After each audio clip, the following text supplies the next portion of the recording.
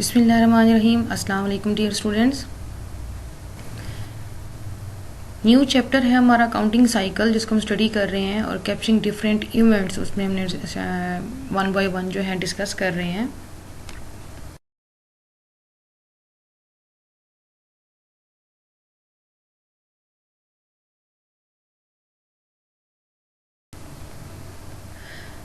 हमारे आज के चैप्टर के जो लर्निंग ऑब्जेक्टिव्स हैं, जिनको हमने आज के लेक्चर में डिस्कस करना है, वो है describe the steps in the accounting cycle and explain the nature of adjusting entries.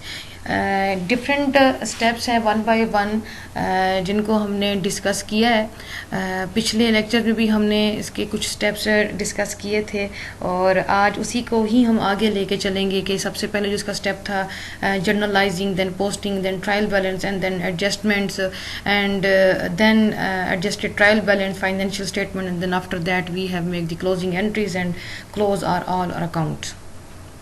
So today we will discuss the journal review of accounting cycle, and then we will done what is meant by adjustment, what are the adjusting entries, why they are needed, and how these number are one done. Describe the steps in the accounting cycle.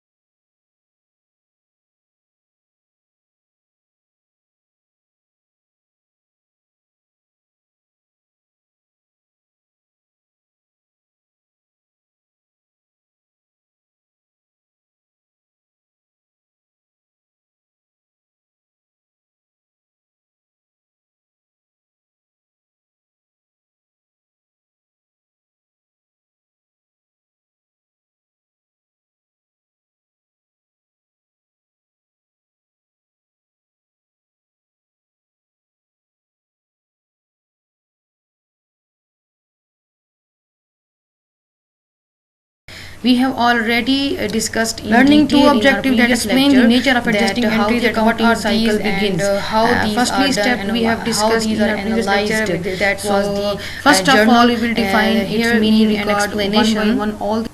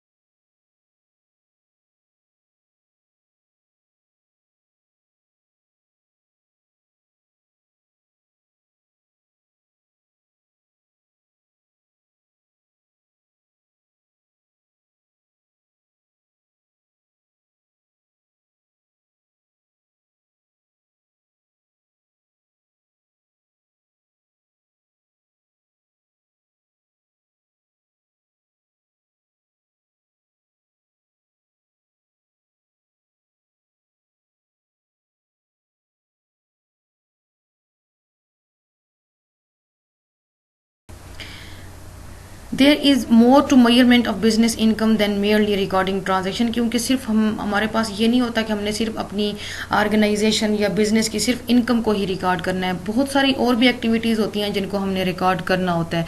तो different transactions होती हैं, सिर्फ income की हमने नहीं record करनी होती है। रेवेन्यूज़ और एक्सपेंसेस को डिफरेंट ट्रांजेक्शन्स अफेक्ट करते हैं, और कुछ हमारी ट्रांजेक्शन्स ऐसी होती हैं कि जिसमें हमारी रेवेन्यूज़ और एक्सपेंसेस जो हैं वो सिर्फ एक अकाउंटिंग पीरियड में नहीं अफेक्ट हो रहे होते, वो डिफरेंट अकाउंटिंग पीरियड्स में अफेक्ट हो रही होती है। मीन्स अगर आपका प्रोजेक्ट 3 साल का है, 5 साल का है, तो बेशक हमारी जो परफॉर्मेंस होती है वो एनुअल परफॉर्मेंस हम रिकॉर्ड करते हैं, उसकी कैलकुलेट करते हैं। लेकिन अगर आपका बिजनेस 3 साल का है तो आपने जब प्रोजेक्ट एंड होगा तो 3 एनुअल परफॉर्मेंसेस को कलेक्ट करके आप एक मेगा रिपोर्ट तैयार करते हैं। तो इस तरह ट्रांजैक्शंस भी ऐसी होती हैं कि जो कि सिर्फ एक अकाउंटिंग पीरियड पे नहीं अफेक्ट हो रही होती, हो भी रही होती हैं तो हम उनको रिकॉर्ड तो पर ईयर करते हैं, लेकिन बहुत सारी ऐसी ट्रांजैक्शंस हैं जो कि आपके पिछले टाइम पीरियड के साथ रिलेट कर रही होती हैं और फिर आने वाले वक्त की जो है उनकी भी हमने रिकॉर्डिंग करनी होती है। तो इसी तरह हम उनको इग्नोर तो नहीं कर सकते, लेकिन according to rules and regulations हमने चलना होता है कि जिस टाइम पीरियड में जो भी इवेंट हुआ है उसको डिफरेंट अकॉर्डिंग टू प्रिंसिपल उसी टाइम पीरियड में ही रिकॉर्ड करना होता है।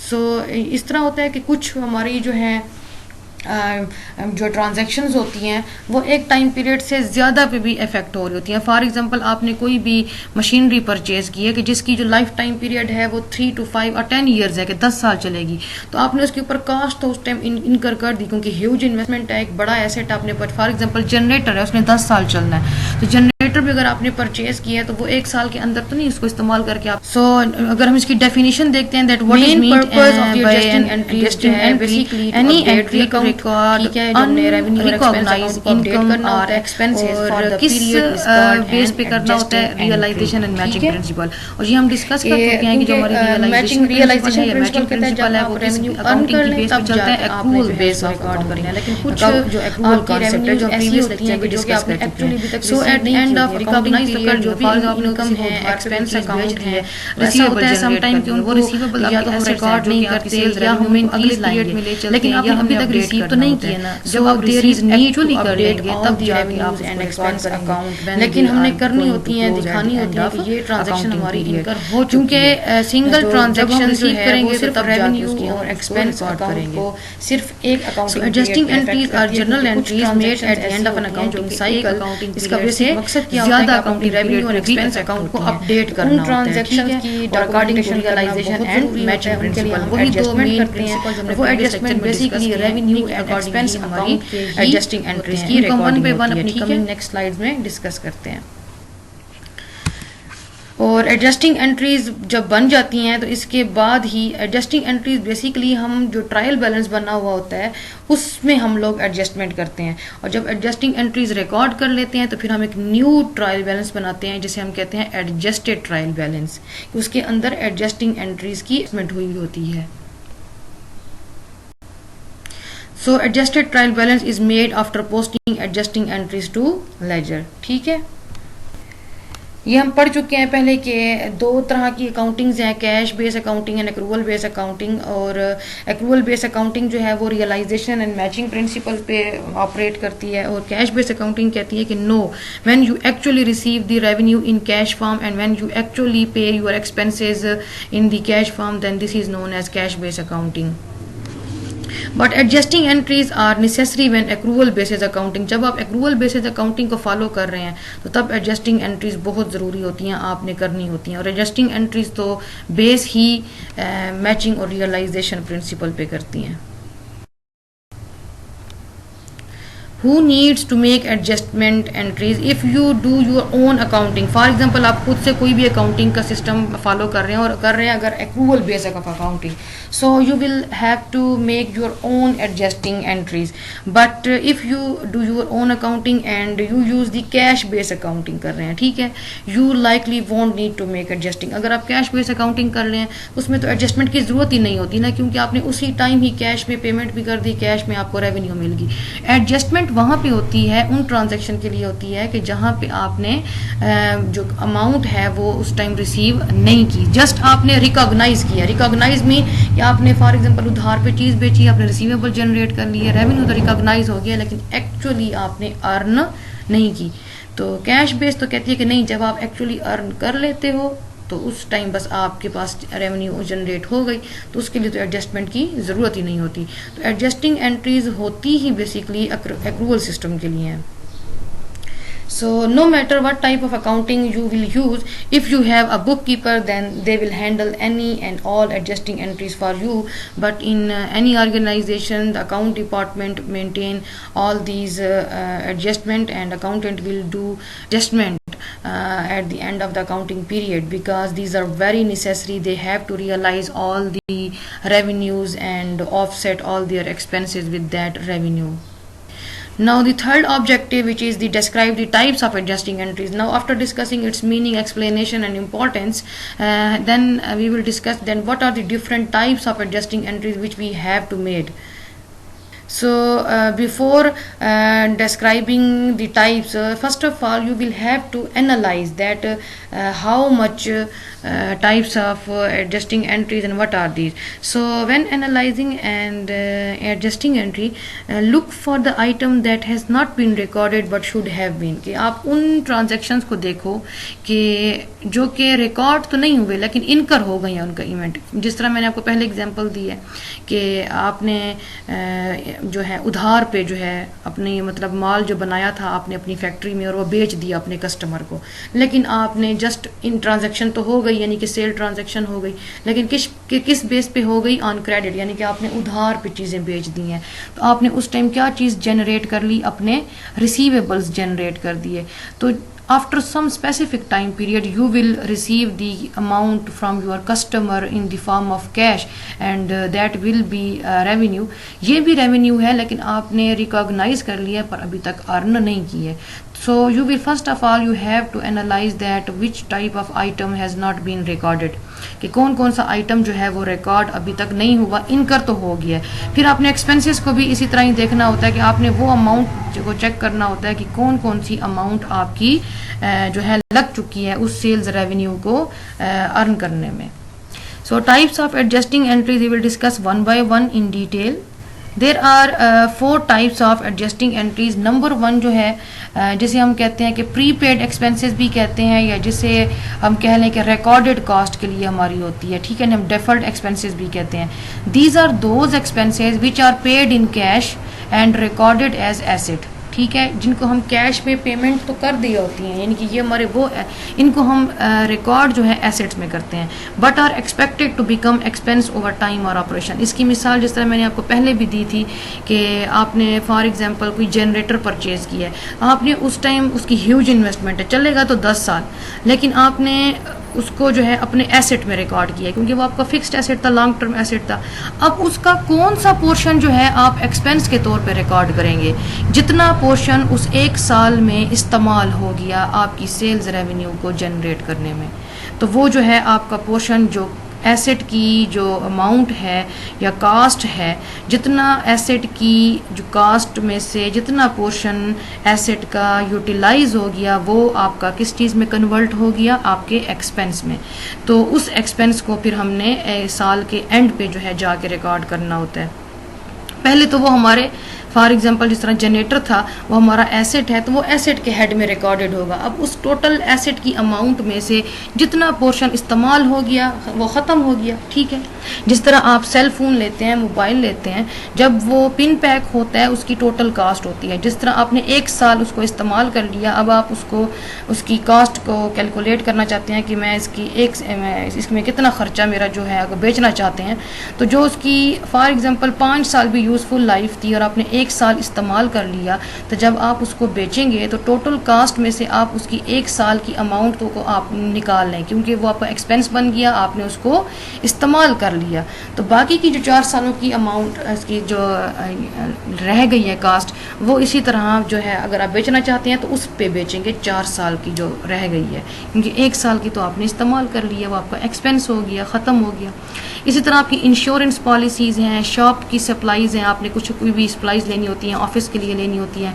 डेप्रिसिएशन इसी को हम कहते हैं, फिक्स्ड एसेट की, जिस तरह मैंने जनरेटर की एग्जांपल दी है कि आपने जनरेटर को ख़रीदा है और उसकी टोटल 10 साल लाइफ थी और 1 साल जितना इस्तेमाल हो गया, टोटल 10 साल की कास्ट में से आपने 1 साल जितना भी इस्तेमाल हो गया जो कास्ट आप निकाल लेंगे उसे हम कहते हैं डेप्रिसिएशन।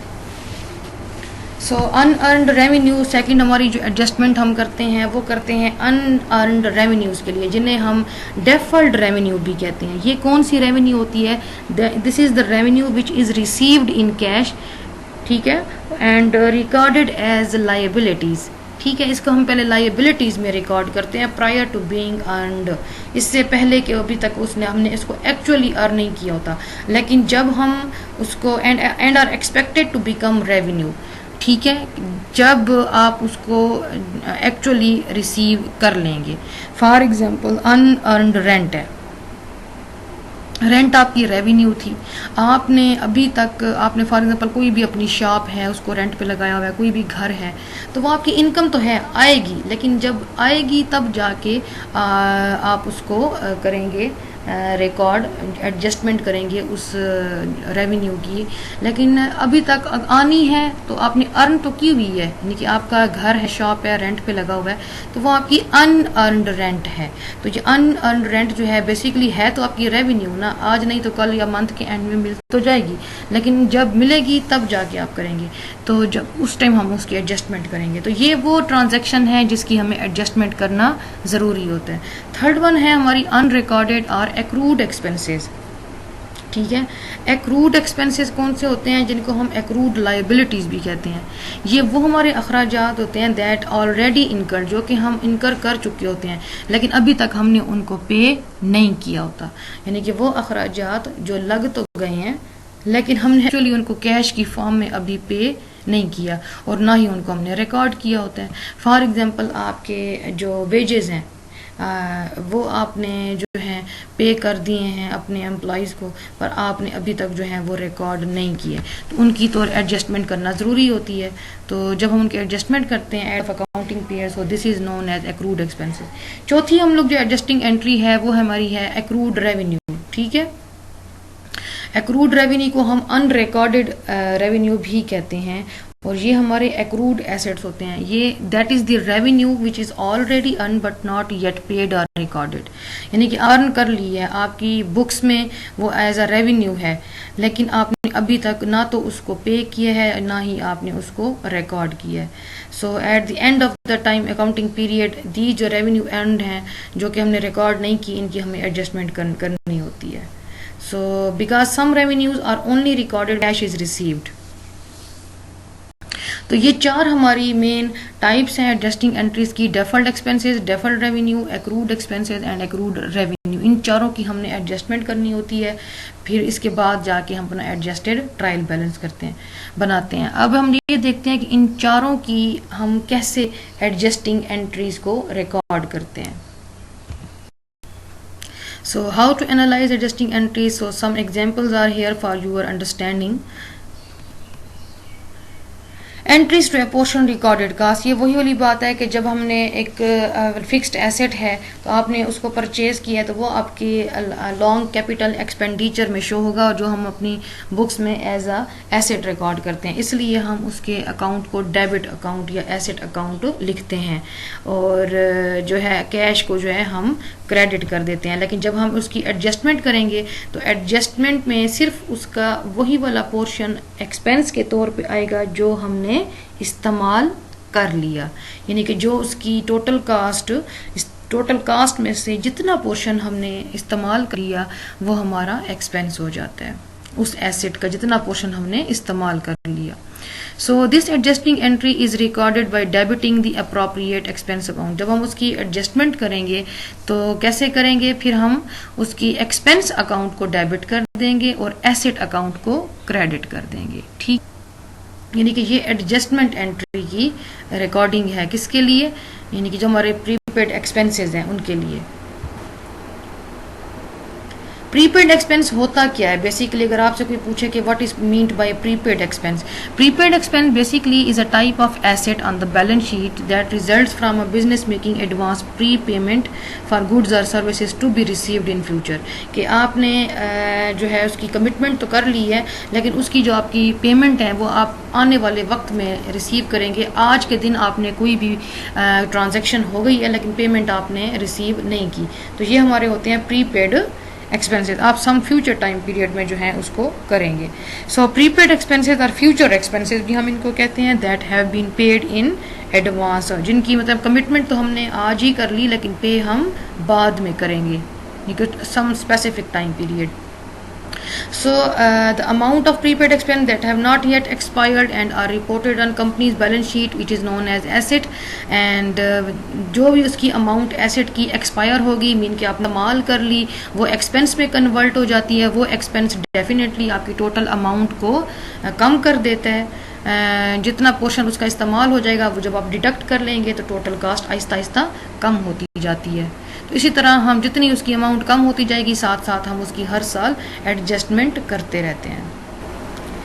फर्स्ट इसकी एक एग्जांपल है सप्लाईज की, यानी कि सप्लाईज एक्सपेंस अगर आपने खरीदे हैं। For example journal ledger shows a balance in supplies account $2000, और आपकी जो इन्वेंट्री है, इन्वेंट्री हमारे शॉर्ट टर्म एसेट्स होते हैं, उसकी जो कास्ट है वो है $500 of supplies till on hand. तो टोटल बैलेंस कितना था? 2000 में से आपकी इन्वेंट्री कितनी थी? 500। तो कितना पोर्शन आपने 2000 में से यूज़ कर लिया अब तक? 1500, यानी कि $1500 जो है आप यूज़ कर चुके हैं, और टोटल कास्ट में से 500 अभी रहता है जिसको आप नेक्स्ट ईयर जाके इस्तेमाल करेंगे। तो जितना पोर्शन इस्तेमाल हो गया वो आपका क्या बन गया? एक्सपेंस। तो इधर जब हम उसकी एडजस्टमेंट करेंगे इन सप्लाईज की तो कैसे करेंगे कि हमने हमेशा एक्सपेंस अकाउंट को डेबिट करना है, ठीक है, और जो उसकी जो अमाउंट है कैश की तो उसको हम क्रेडिट करेंगे, एसेट अकाउंट को क्रेडिट करेंगे।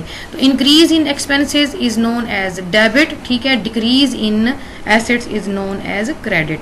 तो यहाँ पे हमारे सप्लाईज एक्सपेंस अखराजात थे वो इंक्रीज हुए हैं अकॉर्डिंग टू डेबिट क्रेडिट, उनको हमने डेबिट रिकॉर्ड कर दिया। और हमारे कौन सी चीज़ इस्तेमाल हो गई? एसेट। एसेट की में कमी आ गई तो जो है in decrease in asset according to double entry system is recorded as credit. So इधर जो है साथ में हमने सप्लाईज यानी कि जो हमारा एसेट अकाउंट है उसको क्रेडिट कर दिया है, ठीक है।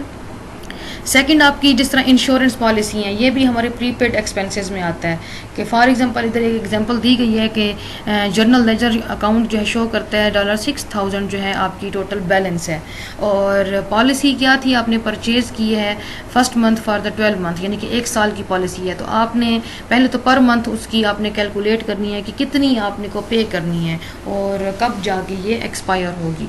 तो ईच मंथ क्योंकि आपने जो है पोर्शन जो है उसका इंश्योरेंस का वो एक्सपायर हो जाता है, तो जितना पोर्शन एक्सपायर हो गया उसको आपने at the month of the end जो है आपने उसकी एडजस्टमेंट करनी होती है। सो जो prepaid insurance and insurance expense account जो है उनको हमने अपडेट करना है। तो अपडेट का मतलब ये कि हमने उनकी एडजस्टमेंट करनी होती है, और जो पोर्शन उसका इंश्योरेंस का एक्सपायर हो गया है उसको हम लोग कैलकुलेट करेंगे। तो यहाँ पे देखें 6000 टोटल उस इंश्योरेंस पॉलिसी की अमाउंट थी। एक साल में 12 महीने होते हैं, तो आपने एक मंथ की कितनी कैलकुलेट कर ली? $500 एक मंथ की है। तो वो ये कह रहा है कि मई टू दिसंबर जो है अब आपने कितना करना है? 8 मंथ हैं।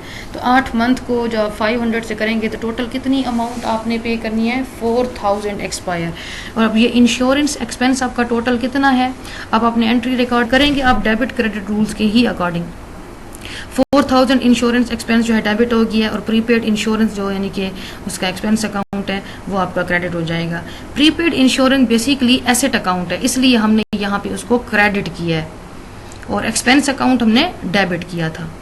उनके एक्सपेंसेस जब भी होते हैं उनको हम डेबिट रिकॉर्ड करते हैं, और एक्सपेंस और एसेट अकाउंट हमारा जब भी डिक्रीज होता है तो उसको क्रेडिट किया। तो उसी रूल के अकॉर्डिंग हमने यहाँ पे उसकी एडजस्टमेंट कर ली है।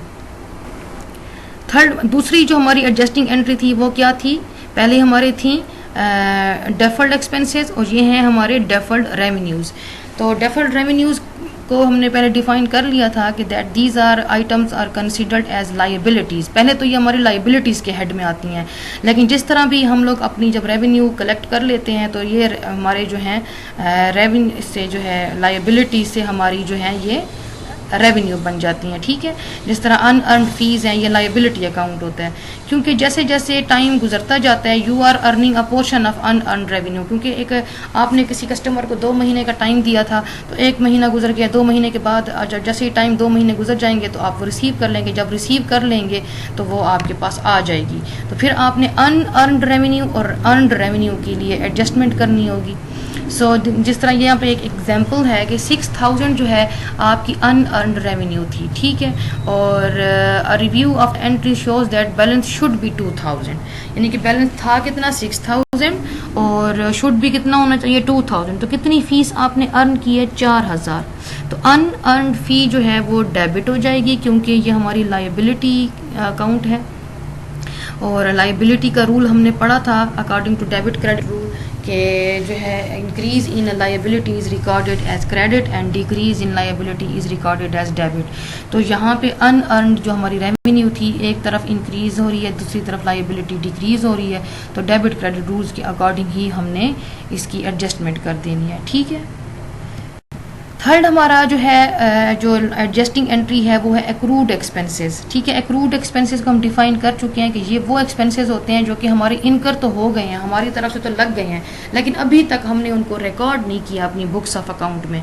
जिस तरह वेजेस हैं, तो जब आप उसकी एडजस्टमेंट करने लगेंगे तो एडजस्टमेंट तो करनी है, क्योंकि अखराजात आपके इनकर हो गए, आपने अभी तक रिकॉर्ड ही नहीं किए। तो रिकॉर्डिंग तो हर एक ट्रांजेक्शन की जाती है, अगर नहीं भी किए तो फिर साल के एंड पे हम उनकी एडजस्टमेंट करते हैं। तो जो इन एक्सपेंसेस को हम एक्रूड एक्सपेंसेस कहते हैं। फॉर एग्जांपल आपकी वेजेस की एक एग्जांपल दी गई है कि आपने वेजेस जो हैं वो पे करने होते हैं on the 2nd and 4th Friday for the 2 weeks period, and payments कितनी थी 950 थी 13 दिसंबर को, और जो अगला वीक है उसमें आपने देनी थी $950।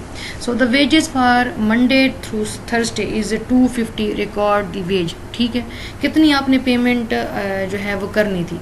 सो increase in expenses is recorded as debit और increase in liability is recorded as credit. तो उसी रूल के अकॉर्डिंग हमने वेजेस एक्सपेंस अकाउंट जो है उसको डेबिट किया है, और लायबिलिटी अकाउंट हमारी क्या थी, साथ में हमारी लायबिलिटी भी इंक्रीज हो गई है, उसको हमने क्रेडिट किया है। एक्रूड रेवेन्यू है। ठीक है, एक्रूड फोर्थ हमारी जो एडजस्टिंग एंट्री है उसके लिए हम कैसे एडजस्टमेंट करेंगे। फॉर एग्जांपल ये वो रेवेन्यू है जो कि आपने जनरेट तो कर दिया एक अकाउंटिंग पीरियड में, लेकिन आपने उसको अगले टाइम पीरियड में जाके जो है वो रिकॉग्नाइज किया है। तो इस साल की रेवेन्यू थी और अगले साल में जाके आप रिकॉग्नाइज कर रहे हैं, तो उसके लिए तो फिर आपको एडजस्टमेंट करनी होगी, क्योंकि हम रियलाइजेशन प्रिंसिपल के तहत कहते हैं कि जिस साल आपने अर्न किया रिकॉग्नाइज किया और उसी साल ही अर्न करेंगे, आप रिकॉर्ड करेंगे। लेकिन कुछ ट्रांजैक्शंस ऐसी होती हैं, आपके बिजनेस जो है सिर्फ एक साल में एंड नहीं होते, वो अगले साल भी चलते हैं। तो आपके पिछले साल की रेवेन्यू आपने रिकॉग्नाइज तो कर ली थी, लेकिन दूसरे साल में जाके एक्चुअली अर्न करेंगे तो जितनी भी उसकी अमाउंट है उसकी आपको एडजस्टमेंट करना ज़रूरी होता है। जिस तरह for example revenues not bill to customer, आपने सेल्स रेवेन्यू थी अभी अपने कस्टमर को पे नहीं की, तो आपने रिसीवेबल्स यानी कि जनरेट कर दी, आपने उधार पे चीज़ बेच ली थी, तो इंक्रीज इन एसेट जो है वो डेबिट हो गया, और साथ में जो है increase in revenue is also known as credit according to debit credit rule. तो उसी के अकॉर्डिंग जो है, यानी कि ये वो एग्जांपल है। फॉर एग्जांपल आपने उधार पे एक चीज़ बेची थी, अगला साल स्टार्ट हो गया, दिसंबर में चीज़ बेची थी और जो है ना अगला साल स्टार्ट हो गया, उसमें जाके रिसीव करेंगे, लेकिन एडजस्टमेंट तो आपने करनी है क्योंकि क्लोजिंग अकाउंटिंग पीरियड जो एंड हो रहा है। तो उसके लिए जो है फिर आपने अकाउंट रिसीवेबल आपके डेबिट हो जाएंगे और फ़ी अर्न जो है क्रेडिट हो जाएगी। आपने इन चारों एडजस्टिंग एंट्रीज़ की जो टाइप्स हैं और कैसे इनकी एडजस्टमेंट करनी है, इनको आप हमेशा जहन में रखना है कि जो भी हमारा एक्सपेंस अकाउंट है वो डेबिट होगा और एसेट अकाउंट क्रेडिट होगा। जो हमारी रेवेन्यूज़ हैं इसमें हमारा एसेट अकाउंट डेबिट होगा और हमारी रेवेन्यू अकाउंट जो है वो क्रेडिट होगा। और ये जितनी भी हमने डेबिट क्रेडिट की इनकी एंट्रीज़ की हैं वो डेबिट क्रेडिट रूल्स के अकॉर्डिंग ही की हैं।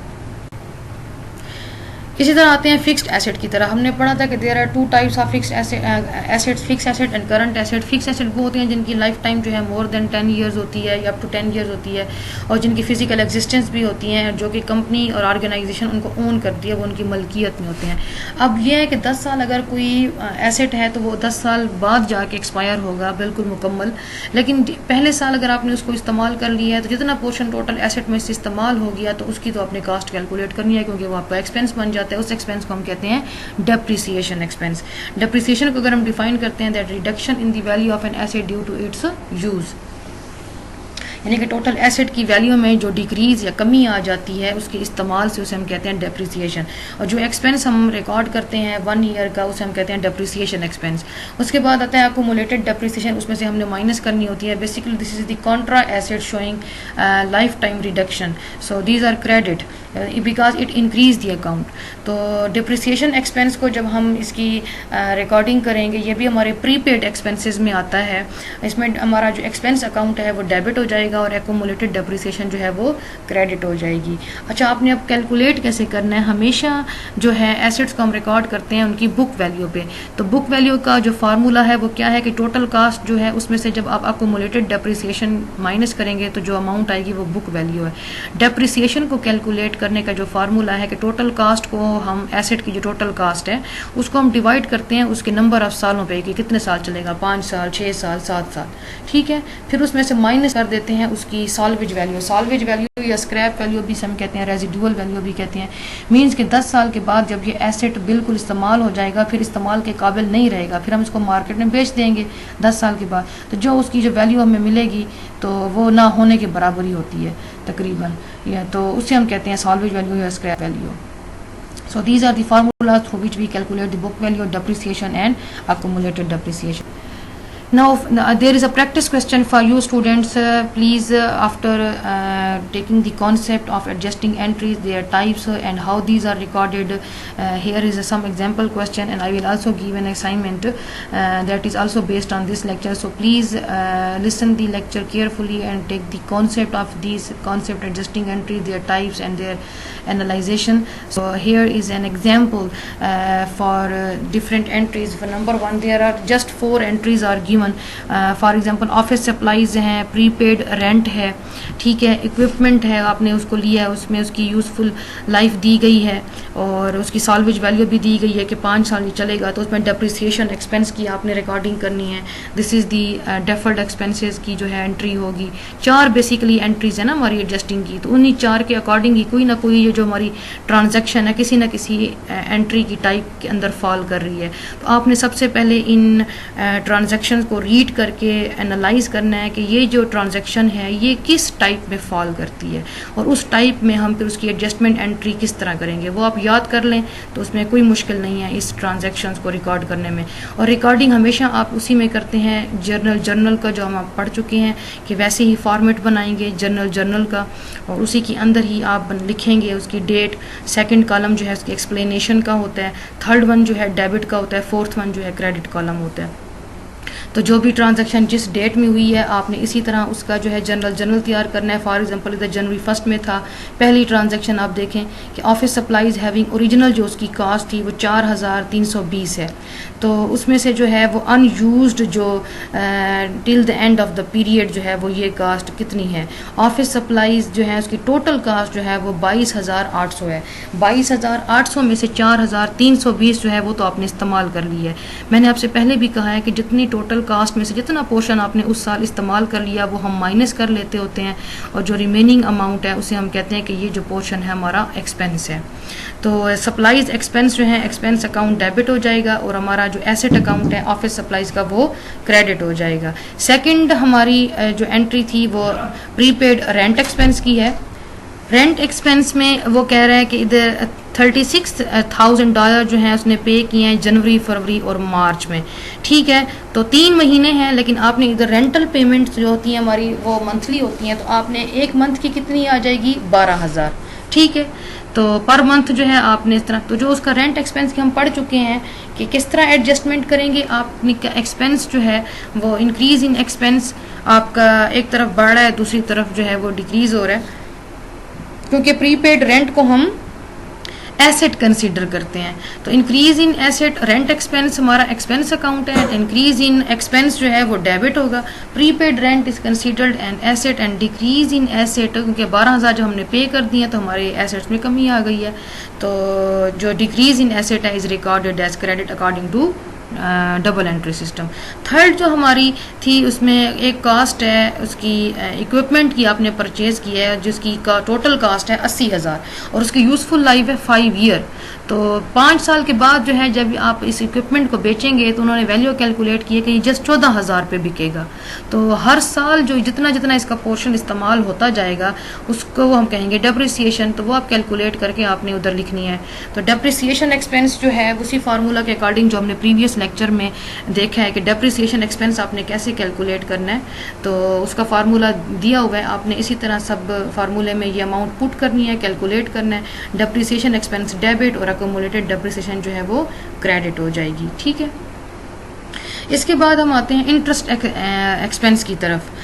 इंटरेस्ट रेट जो है आपकी 20,000 जो है आपने फॉर एग्जांपल किसी से उधार लिया हुआ था और उसके ऊपर आपने जो है 9% इंटरेस्ट पे करना है। तो इंटरेस्ट तो आपने पे करना है लेकिन वो आपका कौन सा है, एक्रूड एक्सपेंसेस में से आता है। तो 1 मंथ का आपने पे करना है, तो 1 मंथ का पहले आप कैलकुलेट करेंगे। टोटल अमाउंट कितनी थी, 20,000, और 1 महीने का कैसे कैलकुलेट करेंगे कि टोटल 9% को डिवाइड करेंगे जब आप 12 पे, तो कितनी अमाउंट आ जाएगी 1 महीने की, $150। तो ये जो आपकी अमाउंट है 150, ये बेसिकली आपका इंटरेस्ट की अमाउंट है जो आपने पे करनी है। तो इसमें इंटरेस्ट एक्सपेंस जो है एक्सपेंस अकाउंट डेबिट हो जाएगा और साथ में आपकी लायबिलिटीज़ भी आप इंक्रीज कर दी हैं। तो according to debit credit rule increase in liabilities is recorded as credit, तो वो आपका क्रेडिट हो जाएगा। इसी तरह आपकी जो है रेवेन्यू जो है वो जो आपकी अनअर्न्ड रेवेन्यू जो है वो 3,000 है। ठीक है, और जो है इसमें सर्विस रेवेन्यू आपने पे की है ना, तो अभी आपने एक्चुअली रिसीव की नहीं है, आपने अनअर्न्ड है। तो आपकी अनअर्न्ड रेवेन्यू एक तरफ तो इंक्रीज हो रही है, दूसरी तरफ डिक्रीज हो रही है। तो increase in revenue is also known as credit and decrease जो है वो डेबिट होती है। तो उसी के अकॉर्डिंग हमने एडजस्टमेंट करनी है। तो बेसिकली जितनी भी ट्रांजैक्शंस होती हैं वो उन्हीं 4 जो हमने कैटेगरीज पढ़ी हैं, deferred expenses, deferred revenue, accrued expenses and accrued revenue, उन्हीं के अंदर ही फॉल करती हैं। आपको जब भी कोई क्वेश्चन दिया जाएगा आपने सबसे पहले उस ट्रांजैक्शंस को एनालाइज करना है कि ये कौन सी ट्रांजैक्शन हुई है और ये हमारी किस टाइप में फॉल कर रहा है। तो आपको इसी तरह फिर जो है इसकी जो डेबिट क्रेडिट रूल्स हैं उसके अकॉर्डिंग आपने जर्नल में जाके इसकी एडजस्टमेंट एंट्रीज आपने रिकॉर्ड करनी है। So these are very important, क्योंकि एडजस्टमेंट एंट्रीज के बाद ही हम दोबारा से एक न्यू ट्रायल बैलेंस बनाते हैं जिसे हम कहते हैं एडजस्टेड ट्रायल बैलेंस, और उसके बाद ही हम चलते हैं अपने दूसरे स्टेटमेंट्स की तरफ। ऑर्गेनाइजेशन को चलना होता है कि और कौन कौन से स्टेटमेंट उन्होंने बनाने होते हैं। तो ये एडजस्टमेंट एंट्रीज के बगैर हम आगे नहीं चल सकते। So what happen if adjusting entries are not made, कि अगर आप एडजस्टिंग एंट्रीज नहीं करते तो फिर ऑर्गेनाइजेशंस के लिए किस तरह की जो है वो मुश्किलात हो सकती हैं। डेफिनेटली अगर आप नहीं बनाएंगे तो बहुत सारी ऐसी ट्रांजैक्शंस हैं जो इनकर तो हो गई हैं लेकिन जो है आपको जो है ओवर एस्टिमेट आपके अकाउंट को कर सकता है या अंडर एस्टिमेट कर सकता है। तो इसलिए जो है इनकी एडजस्टमेंट करना बहुत ज़रूरी होती है ताकि कोई भी हमारा अकाउंट जो है वो ओवर एस्टिमेट ना हो या कोई भी अंडर एस्टिमेट ना हो। सो एडजस्टिंग एंट्रीज बहुत ज़रूरी होती हैं क्योंकि इसी के बेस पे हमने फिर आगे जाके जो है डिफरेंट जो हमारे अकाउंटिंग साइकिल के स्टेप्स हैं उनको कैरी ऑन करना होता है। इसके साथ ही मैंने आपको एक असाइनमेंट भी दे दी है आपकी प्रैक्टिस क्वेश्चन के लिए, और एडजस्टिंग एंट्रीज को सबसे पहले आपने देखना है कि हैं क्या, इसका जो कॉन्सेप्ट लेना है और इसकी कितनी टाइप्स हैं। जब आपको कोई क्वेश्चन दिया जाएगा, कोई भी ट्रांजैक्शन अगर आपके सामने आती है, सबसे पहले आपने उसको एनालाइज करना है कि ये किस कैटेगरी के अंदर फॉल करती है। फिर आपने उसकी जाके जर्नल में रिकॉर्डिंग करनी है। रिकॉर्डिंग हमेशा डेबिट क्रेडिट रूल्स के अकॉर्डिंग ही होगी, लेकिन पहले एनालाइज जरूर करना है कि ये किस टाइप में फॉल करती है, क्योंकि हर टाइप की अपना एक तरीका कार है। Thank you so much dear students, खुश रहें, आबाद रहें, अल्लाह हाफिज़।